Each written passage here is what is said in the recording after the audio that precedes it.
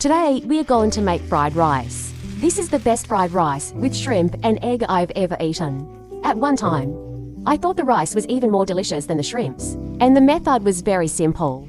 First of all, we had to boil the shrimp oil in a hot pan and add the shrimp shells, but the shrimp brain should be removed. This kind of shrimp oil will be particularly pure. Just the shrimp shell comes from these shrimps. Fried with shrimp oil, the flavor is more intense. Fried and taken out for later use today is one dot part to the end. Directly into the 3 male eggs, such as the bottom of the formation, and then to stir it.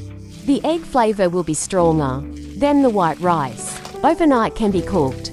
The key is to fry until the grains are clear. Return the shrimps to the pot and season with a thin round of light soy sauce. Season with a little light soy sauce, which is very tasty with the shrimps. The chopped green onion must be indispensable, and a large amount is recommended. Can you tell here whether I use freshly cooked rice or overnight rice? The key to the taste of fried rice lies in the flavor brought by shrimp oil. And the rice also has a strong flavor, which I was a little surprised when I ate it. I even think rice tastes better than shrimps. It's well worth the effort to stay up in the afternoon. Did you guess correctly that we used freshly cooked rice today? Fried rice with shrimp and egg with strong shrimp flavor.